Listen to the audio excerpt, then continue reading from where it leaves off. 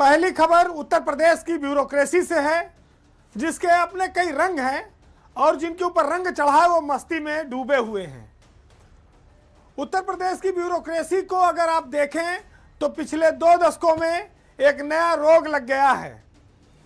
आप ये भी कह सकते हैं कि ब्यूरोक्रेसी इस रास्ते पर चल रही है कि अपना काम बनता तो भाड़ में जाए जनता, क्योंकि जनता उनके लिए भाड़ में पहले ही थी। अब उसमें आईएएस कैडर के उनके अपने साथी भी शामिल हो गए हैं।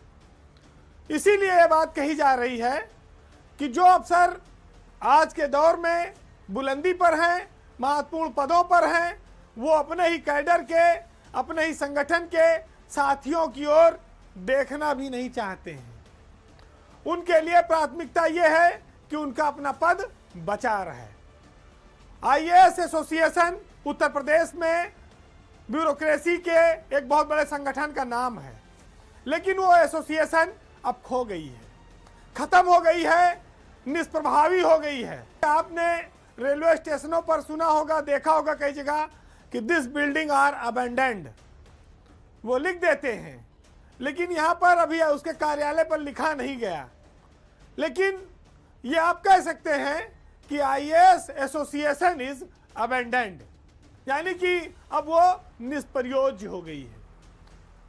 अब आईएएस अफसरों का एकमात्र उद्देश्य ये रह गया है कि वो मुख्यमंत्री की नज़रों में बने रहें, सरकार उनसे खुश रहे, उनके नंबर बढ़े रहें, उनके साथी, उनके बैचमेट चाहे दुर्दिन में गुजर रहे हों, वो उनकी पैरवी करने की हिम्मत तक नहीं जुटा पाते। पहले आईएएस सम्मेलन होता था, एसोसिएशन की मीटिंगें होती थी, आईएएस वीक होता था, मुख्यमंत्री, प्रमुख सचिव, डीजीपी, चीफ सेक्रेटरी, सारे लोग उसमें रहते थे। लेकिन अब तो 7-8 सालों से लोग इस चीज़ को भूल गए।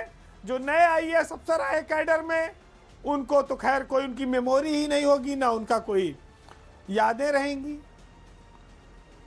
कैडर में अगर किसी अधिकारी के सामने कोई परेशानी आ गई, कोई गलती हो गई, पीड़ा हो गई, तो उस सूचना को पहले लोग एसोसिएशन के माध्यम से, चीफ सेक्रेटरी के माध्यम से मुख्यमंत्री तक पहुंचाते थे। लेकिन अब ऐसा करने का साहस किसी अफसर में बचा नहीं। वैसा करने वाले हिम्मती अधिकारी भी लगभग समाप्त हो चुके हैं।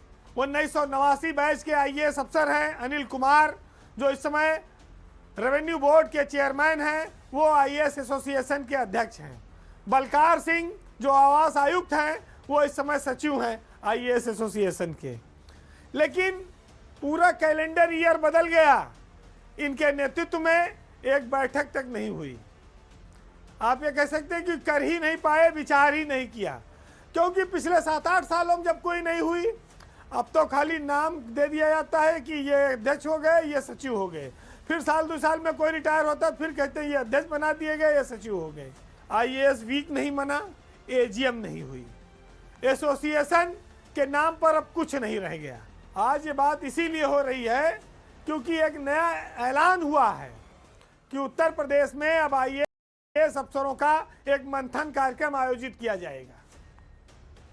इसी महीने हो जाए या फरवरी में हो। अभी आईपीएस का हुआ, 2 दिन चला, आईएएस का भी 2 दिन का होगा। पूरे प्रदेश के अधिकारी इसमें जुटेंगे। इसमें भविष्य के विकास की नीति बनेगी, कार्यक्रम होंगे, योजनाओं पर मंथन होगा, प्रेजेंटेशन होगा। यही सब कुछ आईएएस वीक में भी होता था, बस उसमें थोड़ा cultural party, dinner party, sport, ये सब भी हो जाता था। लोग एक दूसरे के घरों पर डिनर आयोजित करते थे, वहाँ समूह में डिनर होते थे, तो बहुत सारे नए अधिकारी अपने बॉसेस से, पुराने लोगों से मिल लेते थे। बड़ा सारा परिवर्तन आ गया। तो अब एसोसिएशन के नाम पर कुछ बचा नहीं है, तो क्यों ना इस आईएएस एसोसिएशन को ख़त्म कर दिया जाए।